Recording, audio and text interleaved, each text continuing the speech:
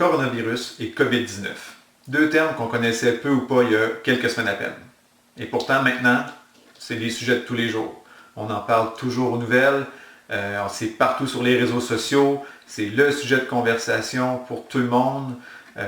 Puis quand je dis tout le monde, c'est à travers la planète, littéralement. Donc, c'est un sujet qui nous préoccupe, mais quand on en parle, est-ce qu'on sait vraiment de quoi on parle? Est-ce qu'on sait c'est quoi un virus? Est-ce qu'on sait c'est quoi un coronavirus? Donc, dans la capsule d'aujourd'hui, c'est ce que je veux vous expliquer. C'est quoi un virus? Comment ça se multiplie dans notre corps?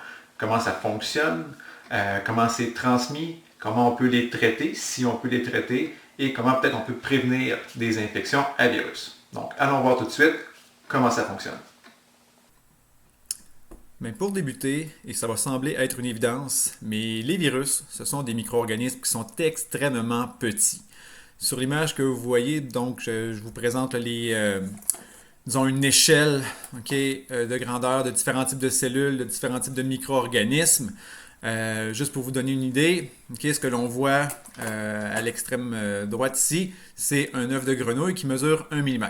Déjà 1 mm, pour se donner une idée, là, c'est petit. C'est les petits traits que vous voyez sur la règle, donc c'est déjà minuscule. Mais si on pense à une bactérie, par exemple, la bactérie va mesurer 1 micromètre. On est déjà 1000 fois plus petit que le millimètre, que ce que je vous ai montré sur la règle il y a quelques instants. Et si on va maintenant dans les virus, les virus peuvent être de 10 à 100 fois plus petits que les bactéries.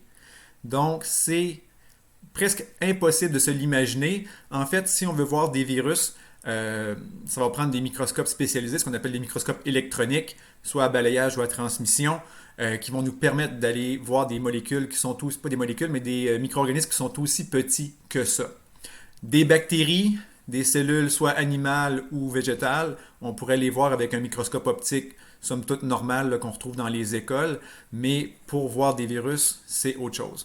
Les exemples de virus, vous avez la variole qui est ici, donc qui est quand même plus petite que les bactéries, virus de la grippe, et notre ennemi principal, la COVID-19 ou le coronavirus, donc qui va être environ d'une taille moyenne de 60 à 140 nanomètres. Nanomètre, c'est 10 à la moins 9 mètres. C'est très petit. Si on regarde maintenant les caractéristiques générales d'un virus, quand on parle d'un virus, on parle de quoi? Parce que souvent, on va les confondre, bactéries, virus, c'est pas toujours clair. Première des choses qu'il faut savoir, un virus, plusieurs scientifiques ne les considèrent même pas comme étant des organismes vivants. Pourquoi? Ces virus-là, dans le fond, ont besoin d'une cellule hôte qu'ils vont parasiter pour se reproduire. Si par exemple, moi j'ai la grippe, ou la COVID-19, un rhume, n'importe quoi, je tousse. Puis, mes sécrétions nasales, buccales, postillons, peu importe, se retrouvent sur un objet.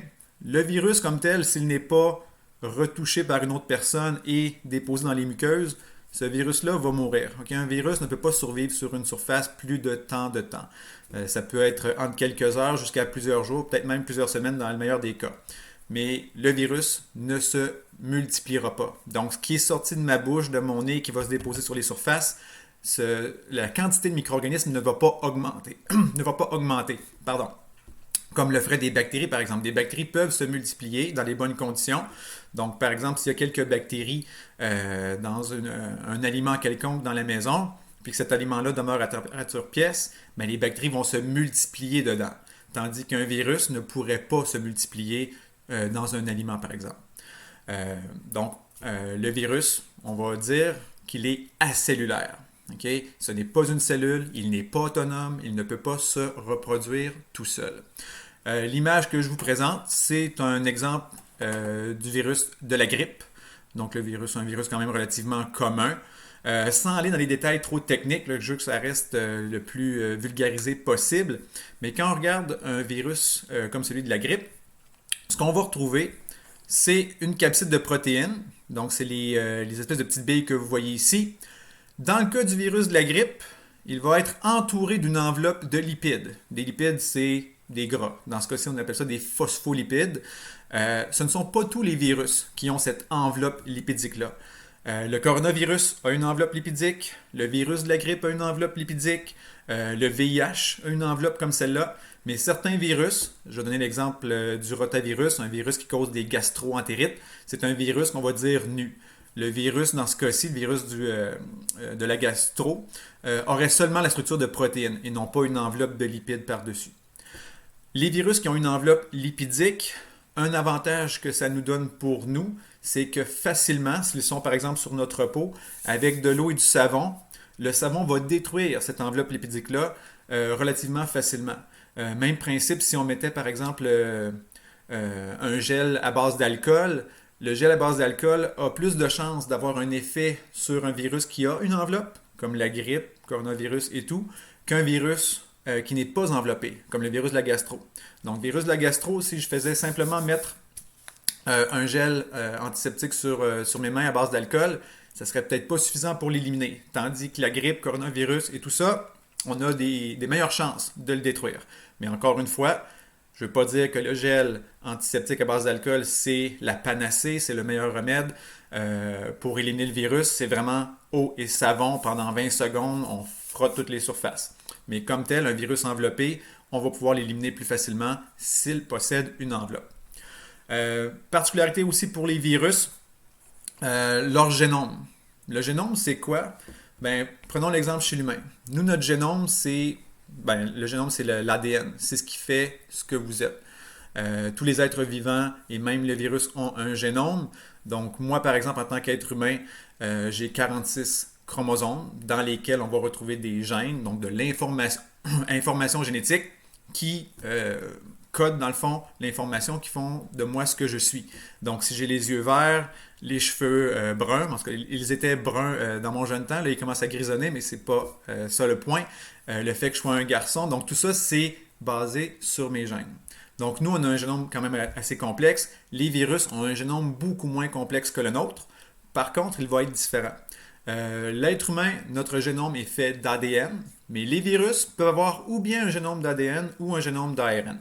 Là, on commence à être très technique, mais dans le cas du coronavirus, par exemple, ou de la grippe, ce sont des virus qui ont un génome à ARN. Aussi, ce qu'on va retrouver chez les virus, on ne le voit pas sur l'image, mais certains virus vont transporter certaines enzymes. Une enzyme, c'est quoi? C'est un outil que le virus va utiliser pour nous infecter, pour faciliter sa reproduction à l'intérieur de nos cellules. Donc, c'est comme s'il transportait le virus, sa petite boîte à outils personnelle, pour faire son sale boulot et nous infecter, puis se propager par la suite. Une dernière chose que je veux vous montrer, c'est ce qu'on retrouve à l'extérieur. Okay? Les espèces de petites spicules, des petites protéines qu'on retrouve à la surface des virus. Ces protéines-là, souvent, ce sont les protéines qui vont servir au virus pour s'accrocher à nos cellules. S'accrocher et y entrer. Souvent, la comparaison que l'on fait, quand on parle des spicules, on parle de clés. Okay? Chaque virus a des clés qui vont être différentes d'un virus à l'autre. Et ces clés-là, si je vous demandais à quoi ça sert une clé, vous me répondriez quoi? Ouais, c'est à vous que je parle. Là. Qu'est-ce que vous répondez? Une clé, ça ouvre une porte. Okay? Donc, chaque virus a une clé particulière et il va pouvoir ouvrir une porte située sur nos cellules. Donc, par exemple, si on parle du coronavirus, le coronavirus attaque les poumons. Donc, si quelqu'un toussait sur ma peau ici, le virus ne pourra pas entrer, ne pourra pas m'infecter par la peau parce que les cellules de ma peau ne possèdent pas les bonnes serrures pour la clé du virus. Les bonnes serrures sont retrouvées dans mes cellules pulmonaires. Donc, chaque virus va avoir ses clés, sa ou ses clés, qui vont lui permettre d'entrer dans certaines cellules spécifiques. Ce qui est particulier aussi, c'est que certaines serrures sont similaires d'une espèce à l'autre. Donc, l'être humain, on pourrait avoir une serrure sur nos cellules pulmonaires, puis les chats ou les tigres, on en a entendu parler récemment, pourraient avoir les mêmes serrures. Donc, c'est pour ça que certains virus pourraient se déplacer d'une espèce à l'autre, parce qu'on a les mêmes protéines, les mêmes serrures sur nos cellules, donc le virus peut y entrer. Le virus coronavirus, ça c'est une représentation informatisée de ce que serait le coronavirus. Pourquoi on les appelle des coronavirus? C'est parce qu'ils ont ces petites spicules-là qui leur donnent, disons, l'aspect d'avoir une couronne sur la tête. Donc, c'est de là d'où vient le nom coronavirus. Donc, c'est l'espèce de couronne là, qui les recouvre. Maintenant, bon, qui ou quoi peut être infecté par un virus? Parce que des virus, il y en a pour tous les goûts. Par exemple, l'être humain, de toute évidence, on peut être infecté par des virus. Okay? Le rhume, la grippe, le VIH, le coronavirus, donc la COVID-19, sont causés par des virus. Les animaux aussi, votre chien, votre chat, vos animaux de compagnie peuvent tous être potentiellement infectés par des virus. Si on veut prendre un exemple qui couvre large, ben, on pourrait penser à la rage. Okay? Le virus de la rage qui peut s'en prendre à pratiquement tous les mammifères, les rats, les chauves-souris, les écureuils, les ratons laveurs, peu importe. Donc on peut tous, l'être humain aussi de toute évidence, être infecté par ce virus-là. Les plantes, oui, les plantes peuvent être infectées par des virus. D'ailleurs, un des premiers virus qu'on a découvert, c'était un virus qu'on retrouvait dans les plantes de tabac, le virus de la mosaïque du tabac. C'est comme ça qu'on a réussi à identifier le premier virus, donc en travaillant avec des plantes. Et, ça peut paraître bizarre, mais même les bactéries peuvent être infectées par des virus. Dans ce cas-ci, on va les appeler des bactériophages. Donc, phage, ça veut dire manger, donc des mangeurs de bactéries. Et c'est ce qu'on voit sur l'image qui est à côté ici. Donc, on voit un long bâtonnet, ce qu'on appelle un bacille, donc une bactérie qui serait ici, et plein de petits bactériophages qui l'attaquent. Donc, ces bactériophages-là, ce qu'ils vont faire, c'est injecter, vraiment comme une seringue. On voit ici, c'est leur génome, donc ils vont l'injecter dans la bactérie. Toute la structure protéique du virus n'entrera pas dans la bactérie, mais la bactérie va quand même être contaminée et elle va commencer à fabriquer des virus malgré elle, des petits bactériophages. Et une fois qu'il y aura trop de bactériophages dans la bactérie, ben, elle va tout simplement éclater et les bactériophages seront libérés à ce moment-là. Les bactériophages, je vais juste faire une petite parenthèse là-dessus, c'est intéressant parce qu'on pourrait les utiliser pour lutter contre des bactéries résistantes aux antibiotiques. Les antibiotiques, ça fait pas si longtemps que ça qu'on les utilise. Ça fait peut-être 80 ans que les antibiotiques existent. On en change, on en trouve de nouveaux ici et là, mais somme toute, les bactéries commencent à s'adapter et commencent à devenir résistantes. L'intérêt des bactériophages, c'est que si on trouvait certains bactériophages spécifiques pour une bactérie donnée, donc par exemple un streptocoque, ben on pourrait cultiver ce bactériophage-là et s'en servir in vivo, donc chez une personne, pour tuer les bactéries qui le rendent malade. Un problème par contre des bactériophages, ben, c'est si vous êtes dans l'industrie du yogourt, ben, dans le yogourt, on veut faire croître les bactéries. Et si votre lait, si l'équipement avec lequel vous faites votre yogourt est contaminé par des bactériophages, ben, les bactériophages pourraient tuer les bactéries qui se retrouvent dans votre yogourt et donc empêcher les bactéries de faire leur travail et de transformer le lait en yogourt. Je veux parler d'une notion importante. Là. Je parle du spectre d'hôtes. Ce que ça veut dire, c'est que, puis ça va ressembler un petit peu à mon exemple de la clé de tout à l'heure, certains virus vont être très, très, très spécialisés. Donc, on va dire qu'ils ont un spectre d'hôtes étroit.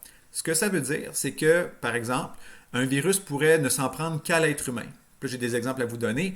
Le virus de la variole, le virus de la poliomyélite et le virus de la rougeole, sont des virus qui s'en prennent seulement à l'être humain.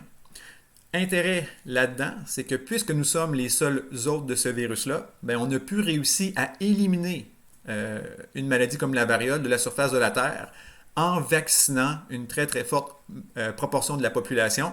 Donc le virus étant éliminé, n'a pas pu se transmettre et a été éradiqué. Donc ça c'est quand même quelque chose d'important. Quand on a un virus qui s'en prend seulement à l'être humain, ben, on peut l'éliminer. La poliomyélite, on est en train de l'éliminer. Il resterait encore à ce jour 3 pays dans lesquels il y a encore des cas de poliomyélite, soit le Pakistan, l'Afghanistan et le Nigeria. Il y a quelques années, je pense que en 2014, même l'Inde a réussi à éliminer la polio. Donc quand on parle d'un pays de, je pense que c'est 1,1 ou 1,2 milliard de personnes, eux ont réussi à l'éradiquer, c'est quand même majeur. Et le virus de la rougeole, le fameux virus de la rougeole qu'on pourrait éliminer si tout le monde se faisait vacciner, tout le monde prenait ça à cœur.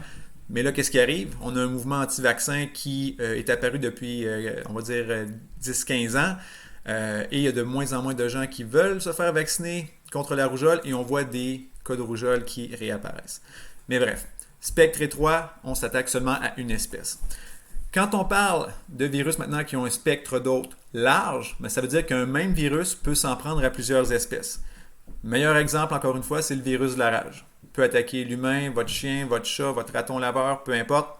Votre raton laveur, oui, tout le monde a un raton laveur à la maison. Bref, vous comprenez l'idée. La COVID-19, on est en train de réaliser qu'il a un spectre assez large. Il viendrait des animaux, peut-être des chauves-souris, a été transmis à l'être humain. Et là, on voit des cas où il y a eu un tigre ou même plusieurs félins dans un zoo de New York qui ont été infectés.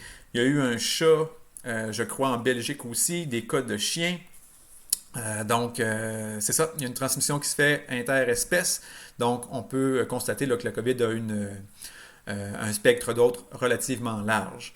Un autre exemple que je pourrais donner, par exemple, c'est la grippe qui peut s'en prendre à l'être humain, à plusieurs espèces, soit d'oiseaux, à la volaille, aux cochons aussi. On se rappelle de la grippe porcine. Donc, c'est un même virus qui peut s'attaquer à plusieurs espèces. Donc, on parle d'un spectre d'autres qui est large. Là, je vais vous donner quelques exemples de virus et de maladies qu'ils causent. On aurait pu passer des heures là-dessus. D'ailleurs, un cours de virologie, je pourrais donner 20 heures sur la virologie. Donc, je n'ai pas la prétention de vous dire là, que ce que je vais vous présenter en quelques minutes sera un exposé complet sur la chose, mais je veux juste vous donner un aperçu un petit peu général de ce que sont les virus. Donc, commençons par le sujet de l'heure, les coronavirus. Sachez que les coronavirus, ce n'est pas une invention nouvelle, ce n'est pas une nouvelle espèce virale. Ça fait longtemps qu'ils sont parmi nous. D'ailleurs, si vous avez déjà eu un rhume, une personne, on va dire à peu près sur 4-5, son rhume a été causé par un coronavirus. Donc, dans ce cas-ci, on s'entend que le coronavirus n'est pas super virulent. On a un petit rhume, puis on s'en remet généralement très, très bien. Mais il y a certaines espèces de coronavirus qui nous ont donné beaucoup plus de fil à retordre. Ceux parmi vous peut-être qui vont se rappeler, au début des années 2000, 2002 à 2004, on a eu le syndrome respiratoire aigu sévère, okay? Le SRAS ou SARS en anglais. La ville de Toronto avait été particulièrement touchée là, au Canada, donc c'était un exemple de coronavirus. Plus récemment, il y a eu le MERS aussi, qui lui est le syndrome respiratoire du Moyen-Orient. Dans ce cas-ci, c'était un coronavirus qui se propageait à partir, je crois que c'était des chameaux ou dromadaires. Donc, on s'entend que les chances, c'était pas des petits gars de la Beauce qui allaient attraper ce virus-là. Donc, ça s'est vraiment propagé plus au Moyen-Orient. Ce virus-là avait un taux de mortalité très élevé. Donc, on a été chanceux, somme toute, de pouvoir le contrôler, le juguler rapidement dans certaines régions du monde parce qu'il aurait pu devenir très problématique. Puis le petit dernier, COVID-19, okay, c'est celui que tout le monde vous connaissez. Donc c'est un virus qui est apparu, on croit, en Chine, peut-être avec des animaux sauvages là, que l'on garde en captivité pour l'élevage, pour la nourriture ou quoi que ce soit. Donc il se serait transmis à l'être humain et en très peu de temps, la pandémie s'est propagée. Ce qu'il faut comprendre de nos jours, c'est que avec les moyens disons, de transport, les gens voyagent par affaires, les gens voyagent pour le plaisir. Une épidémie qui part d'un endroit particulier peut faire le tour de la planète en quelques heures, seulement 24 heures max. Okay? C'est épeurant quand on y pense, mais c'est une réalité. On pourrait penser à il y a 100 ans, quand il n'y avait pas de voyage nécessairement en avion ou quoi que ce soit, ou du moins pas aussi fréquent, pour qu'une épidémie devienne une pandémie. Donc, épidémie, ça veut dire c'est plus local. Pandémie, c'est une épidémie à grandeur de la Terre. Donc, il y a 100 ans, ça prenait plus de temps avant que ça se propage. Maintenant, dans 24 heures, la plupart des pays pourraient être touchés par un virus comme celui-là. Autre exemple, la grippe. On en parle beaucoup. La grippe, c'est quelque chose qui nous touche à chaque année, souvent pendant l'hiver. Il y a plusieurs types de grippe. Un que vous connaissez beaucoup, c'est le H1N1. Il y a 7-8 ans, on a eu une crise là-dessus, la grippe porcine H1N1. Il y a eu beaucoup d'inquiétudes face à cette grippe-là. Somme toute, on s'en est bien tiré. Il n'y avait pas eu de confinement à l'époque. Mais est-ce que vous savez que le H1N1, c'était aussi la grippe espagnole? C'est quand même majeur. Puis ça, c'est une des infections virale qui a causé le plus de morts. Okay? On parle de peut-être 50 et même plus millions de personnes qui seraient décédées des suites de la grippe espagnole. Puis grippe espagnole, c'est un bien drôle de terme parce que techniquement, cette grippe-là est apparue aux États-Unis, mais on l'a appelée la grippe espagnole parce que c'est en Espagne où les journaux ont eu le courage d'en parler, de dire ce qui se passait. Donc, on a dit que c'était la grippe espagnole, mais à la base, c'est une grippe qui nous arrive des États-Unis. D'ailleurs, aussi, j'ai oublié de le mentionner, les grippes, okay, H1N1, H5N1, H2N3, pourquoi H, pourquoi N? Donc, si vous vous rappelez les protéines comme celle-là en surface okay, du virus de la grippe, c'est ça les H puis les N. Le H, c'est pour hémagglutinine et le N, c'est pour neuraminidase. Ce sont deux protéines qu'on retrouve à la surface du virus et ce sont un peu les clés du virus. C'est comme son trousseau de clés. Le H, donc cette clé-là, par exemple, pour le virus de la grippe, va permettre au virus d'adhérer okay, sur une surface, tandis que le N va permettre, lui, au virus d'entrer dans la cellule. Donc, c'est ça le H et le N, c'est deux protéines. Et H1, ça serait H5, donc ce sont des variantes différentes d'un même type de clé. Donc, si je vais avec un autre exemple de la grippe, on a l'exemple de la grippe H5N1.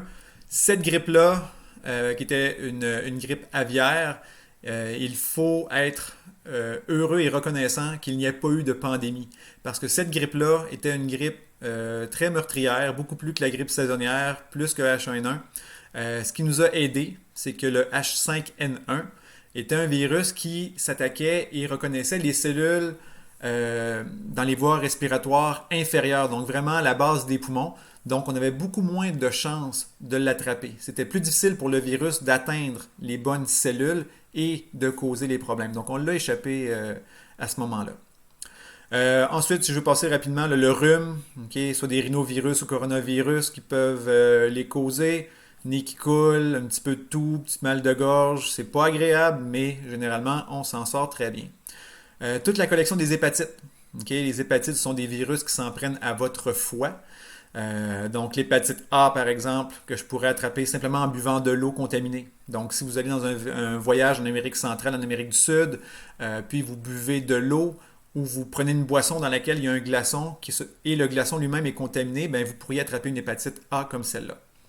L'hépatite B, bien là, ça prend un contact un petit peu plus étroit. Okay? Donc contact avec du sang, contact lors d'une relation sexuelle non protégée. C'est pas mal plus difficile à justifier si vous attrapez une hépatite B et vous dites à votre conjointe que vous avez attrapé ça en buvant un verre d'eau. Ça ne devrait pas passer. Hépatite C, même chose, transmise par le sang. Les herpès, okay? Herpès génital, herpès buccal, attention, ce n'est pas la même chose. Ce sont deux infections virales, mais si j'ai l'herpès labial ou l'herpès buccal, donc ce qu'on appelle communément le feu sauvage, ben, ça ne veut pas dire que j'ai une infection au niveau génital. C'est pas la même chose. C'est la même famille de virus, mais ce n'est pas la même chose du tout. Le VPH, le virus du papillome humain, celui-là, on en entend beaucoup parler aussi parce qu'il cause malheureusement des cancers. Puis souvent, le cancer que l'on va associer au VPH, ben, c'est le cancer du col utérin. Puis avec raison, parce que c'est, disons, le cancer qui est causé en plus grand nombre par ce virus-là. Mais ce n'est pas le seul type de cancer. Une fille pourrait avoir un cancer, donc oui, du col utérin, mais aussi de l'anus et de la gorge. Et un homme, donc moi aussi, je pourrais avoir un cancer dû au VPH, au niveau du pénis, de l'anus et de la gorge aussi. Faites les liens que vous voulez, moi je n'embarquerai pas là-dedans, mais garçons et filles peuvent être atteints par ce virus-là. Donc, quand on a commencé à faire des campagnes de vaccination contre le VPH, on ciblait surtout les jeunes filles. Puis c'est correct. Mais moi, quand j'ai vu ça, je me suis questionné à savoir, bon, ben, qu'est-ce qu'on fait avec les garçons? Parce que les garçons peuvent être porteurs, peuvent le transmettre à leur conjoint, s'ils sont hétérosexuels, et aussi, ben, ils peuvent avoir des cancers eux-mêmes. Donc, quelques années plus tard, on a décidé, je dis on, le gouvernement québécois a décidé d'élargir la vaccination aux garçons et aux filles. Puis généralement, ça se fait en 4e année du primaire, donc avant les premières relations sexuelles. Un autre qu'on connaît beaucoup, c'est le VIH. Le VIH, qui est le virus qui cause le sida, donc encore une fois un virus transmis sexuellement ou par le sang. Ce qui est particulier avec le VIH, c'est que ce virus-là, c'est pas lui qui vous tue comme tel, c'est pas lui qui cause le plus de problèmes. En fait, ce que le virus fait, c'est qu'il va s'attaquer à votre système immunitaire, particulièrement des cellules T qu'on appelle les cellules T CD4. Les cellules T CD4, leur job, normalement dans votre corps, c'est de sonner l'alerte. C'est eux ou elles, ces cellules-là, qui vont activer tout le reste du système immunitaire. Donc, c'est comme notre 911. Quand on appelle là, eux vont s'assurer que tout le monde réponde. Donc, quand tu appelles 911, les pompiers, l'ambulance, la police va venir. Donc, les cellules T CD4, c'est ce qu'elles font. Elles vont activer des cellules B, des cellules T CD8, donc elles vont gérer tout ça. Mais quand le virus du VIH attaque les cellules T CD4, ben dans le fond, ce qu'il fait, c'est qu'il coupe le 911. Il n'y a plus de réponse. Donc, qu'est-ce qui va arriver? Qu'est-ce qui va causer des problèmes aux personnes? C'est des infections autres, des infections secondaires. Donc, les personnes ne pourront plus lutter contre d'autres infections virales, ne pourront plus lutter contre une infection bactérienne, ou même, ça c'est plate à dire, contre certains cancers, parce que notre système immunitaire nous protège contre le développement de cancer. D'autres groupes de virus que j'ai mis ensemble, la mononucléose et le VRS. Pourquoi je les ai mis ensemble? C'est parce que ce sont des virus qu'on retrouve souvent dans la salive. Et je dirais jusqu'à 80-90% de la population possède ces virus-là. Est-ce que tout le monde a eu la mono? Non. Est-ce que tout le monde a eu des bronchiolites? Le VRS, c'est un virus respiratoire syncytial. On développe des bronchiolites avec ça. Le VRS va s'en prendre surtout aux jeunes enfants. Moi, mes deux garçons ont passé quelques jours à l'hôpital à cause de ce virus-là. Mon plus vieux n'avait que 5 semaines quand il a été affecté par ce virus-là. Puis c'est plate à dire, mais c'est peut-être moi ou ma conjointe ou des membres de ma famille qui lui ont transmis ce virus-là, juste en le bécotant, par un postillon, quoi que ce soit, donc par un contact avec la salive. Notre bébé, en fait, nos deux enfants ont eu des bronchiolites. Quelques jours à l'hôpital, ils s'en sont bien sortis, mais ça a été quand même assez stressant. La mononucléose, ben, celle-là, on l'appelle la maladie du baiser. Donc, encore une fois, les échanges de salive. Certaines personnes, malheureusement, vont développer la maladie. Et une chose triste aussi, ou plate, c'est que ce virus-là, le virus d'Epstein-Barr, qui cause la mono, peut aussi entraîner un cancer, okay, qu'on appelle le lymphome de Burkitt. Soyons précis, là. Si vous avez déjà eu une mono, ça ne veut pas dire que vous allez avoir le cancer, et quelqu'un qui n'a jamais eu la mono pourrait quand même avoir ce cancer-là. Parce que, comme je vous l'ai dit, plusieurs personnes portent ce virus-là, sont asymptomatiques, mais le virus pourrait causer des problèmes. Un autre qu'on connaît beaucoup, la varicelle. Okay? Je me rappelle de mon jeune temps là, où il y avait un voisin affecté par la varicelle, puis les parents faisaient du bioterrorisme et envoyaient leurs enfants jouer avec ce petit enfant-là qui était malade pour qu'on attrape la varicelle quand on était jeune et qu'on ait la paix par la suite. Depuis quelques années, il y a un vaccin qui existe contre la varicelle, ce qui est une bonne chose, parce que plusieurs personnes ne le savent pas, mais la varicelle, le virus qui cause cette infection-là, une fois que tu as eu la varicelle, le virus n'est pas disparu. Il va se cacher dans votre système nerveux, donc dans des ganglions nerveux, et il va y rester sous forme dormante. 20, 30, 40 ans plus tard, le virus pourrait se réactiver et causer le zona. Donc le zona, c'est le même virus que la varicelle qui se réactive plus tard. Je connais quelques personnes qui ont eu une infection en zona. Il paraît que c'est extrêmement douloureux. Donc, on va avoir des rougeurs au niveau du tronc, au niveau du cou, du visage. Puis, il paraît que c'est une sensation de brûlure assez épouvantable. Donc, je compatis avec ceux et celles qui l'ont eu. Il y a un vaccin qui existe. Et là, le vaccin, normalement, on a un vaccin pour prévenir une infection. Mais là, quelqu'un qui a déjà eu la varicelle et qu'on lui donne un vaccin contre le zona, ce que l'on fait, en fait, c'est qu'on veut restimuler le système immunitaire du patient et éventuellement, si le virus se réactive, bien que le système immunitaire soit plus apte à lutter contre le virus et à le neutraliser plus rapidement. Donc, on espère que les gens qui reçoivent le vaccin contre le zona vont avoir des symptômes qui vont être moins graves que quelqu'un, par exemple, qui n'aurait pas reçu le vaccin du tout. D'autres maladies virales, les oreillons, la rubéole, il y a des vaccins qui existent pour ça. Juste un petit mot pour les oreillons. On s'imagine que bon, c'est les glandes salivaires qui vont s'enfler, c'est pas la fin du monde. Mais en tant que garçon, je vais prêcher pour les gens de mon sexe, des XY. Avoir les oreillons, c'est pas juste des problèmes au niveau des glandes salivaires. Dans les pires complications, ça peut s'en prendre aux testicules, okay, et causer de la stérilité. Donc, une maladie infantile qui t'attaque au niveau des glandes salivaires, qui peut finir par te rendre stérile, c'est quand même majeur. Donc, encore une fois, le vaccin va pouvoir prévenir le tout. Un virus, on en a entendu parler il y a quelques années, on a eu une petite frousse par rapport à ça, c'est le virus Ebola. Le virus Ebola, c'est un virus qui cause des fièvres hémorragiques.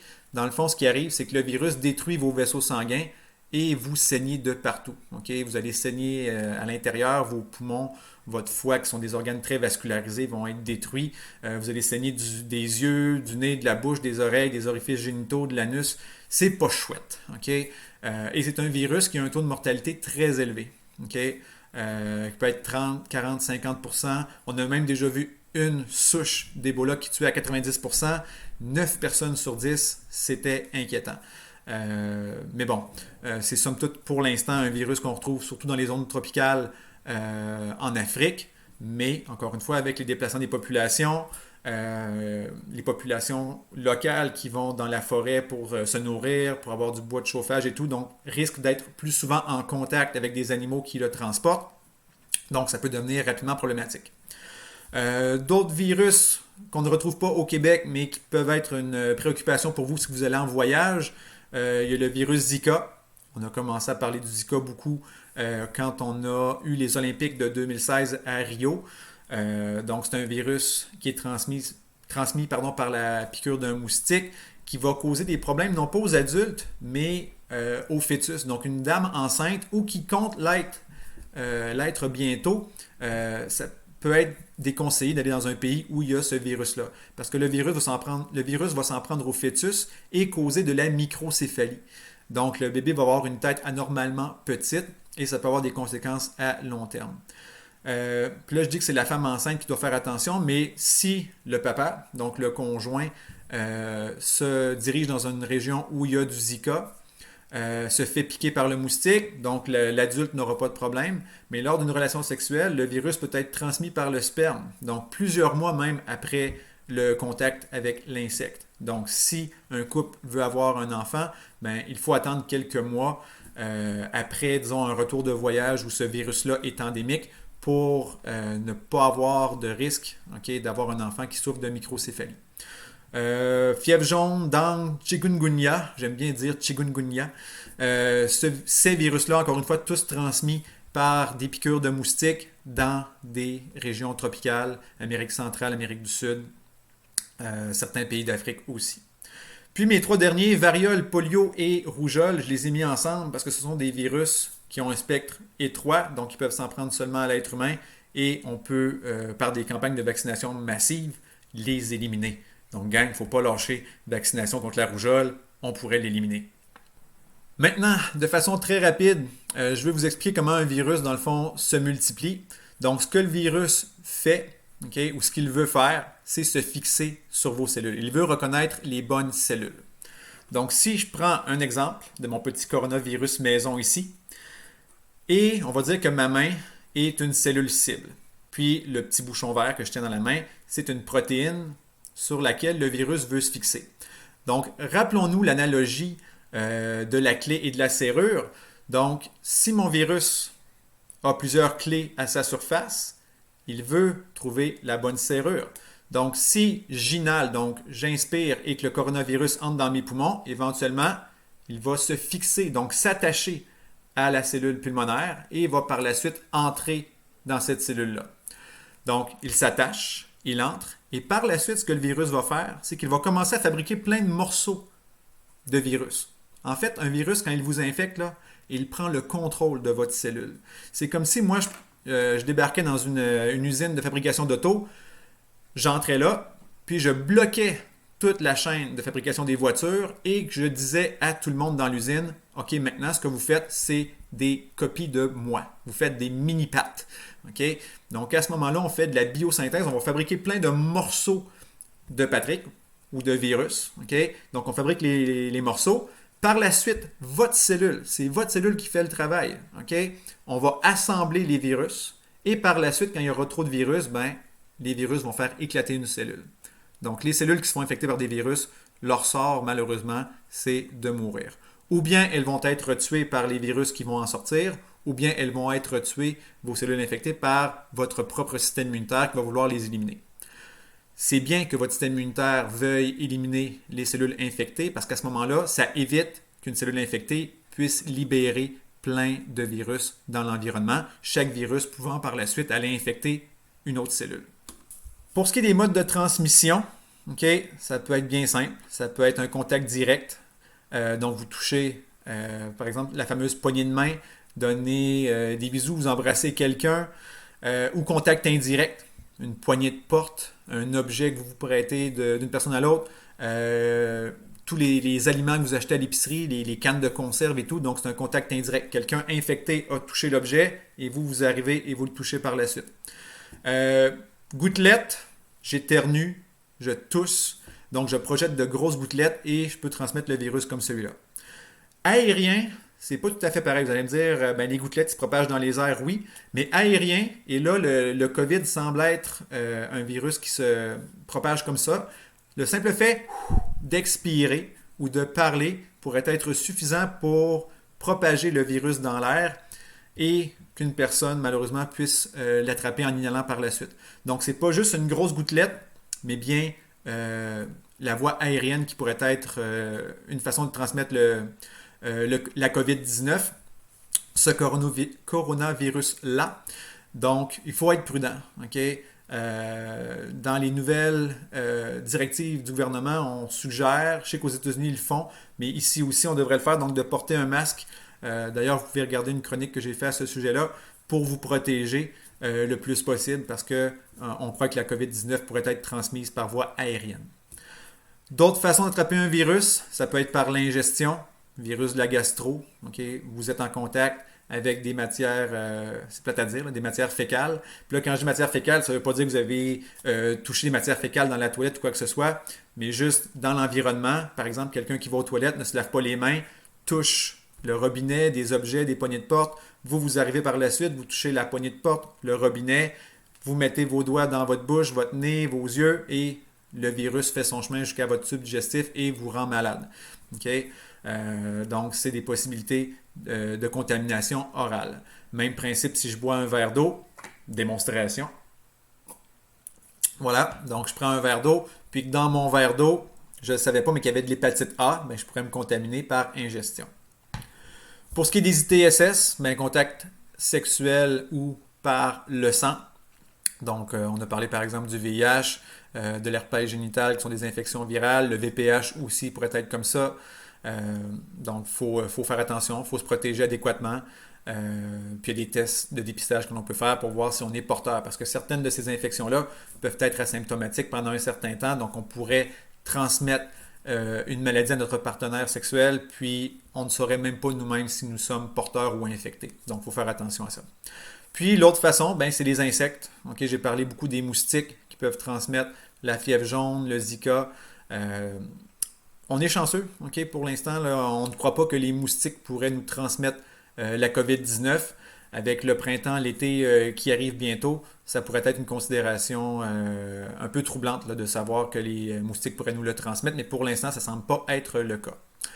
Et je vais faire une petite parenthèse sur ce qu'est une maladie transmissible versus une maladie contagieuse. Toutes les maladies contagieuses sont transmissibles, mais l'inverse n'est pas vrai. Une maladie transmissible, c'est une maladie qui peut être transmise d'un humain à l'autre, mais une maladie contagieuse, c'est une maladie qui est facilement transmise. Et là, je vais l'expliquer le plus simplement possible. Je vais faire une petite comparaison. La rougeole, okay, c'est contagieux. Le simple fait d'être près de quelqu'un, okay, je risque d'être contaminé. Donc, encore une fois, par les voies aériennes ou quoi que ce soit. Si je prends, par exemple, l'hépatite B, ben, l'hépatite B, c'est pas contagieux. S'il y a quelqu'un qui a l'hépatite B à côté de moi et qui fait simplement me parler ou même respirer à côté de moi, je ne vais pas attraper l'hépatite B. Ça va prendre un contact beaucoup plus, on va dire, intime, okay, pour que j'attrape l'hépatite B. Donc, c'est la différence entre les deux. Transmissible, je peux le transmettre. Hépatite B est un exemple, l'herpès génital est un exemple aussi, mais contagieux, je peux être très près d'une personne, peut-être même pas lui toucher et je pourrais être infecté quand même. Les traitements, comment on peut traiter une infection virale? Il y a plusieurs moyens. Okay? Certains sont médicaux, donc par des antiviraux, mais ce ne sont pas toutes les infections virales pour lesquelles on a trouvé des antiviraux. Présentement, pour la COVID-19, les recherches se font beaucoup. Il y a beaucoup de gens là, qui font des espoirs sur des médicaments qu'on utilise avec d'autres objectifs, comme par exemple la chloroquine, qui est un anti-malaria. Malaria n'est même pas un virus, c'est un protozoaire, mais il semblerait y avoir des résultats encourageants en ce sens. L'autre aussi, c'est la colchicine. La colchicine, ça, c'est un régulateur, on va dire, de la réponse immunitaire. Donc, ça diminuerait la réponse immunitaire au niveau pulmonaire. Parce qu'on a réalisé qu'une infection à COVID, la réponse immunitaire des personnes est très forte. Donc, ça crée beaucoup d'inflammation, de destruction des tissus dans les poumons. Donc, c'est pas un antiviral, la colchicine, mais ça pourrait être un outil qu'on utilise là, pour aider au traitement des patients. L'immunothérapie serait un traitement par des anticorps. Beaucoup de recherches qui se font en ce sens-là. Et ce qui serait intéressant, c'est qu'on pourrait même prendre, par exemple, le sérum de personnes qui sont guéries de la COVID. Ces personnes-là, dans leur sérum, ont des anticorps contre le virus. Donc, on pourrait aller chercher ces anticorps-là et les injecter à des personnes malades pour aider à les soigner.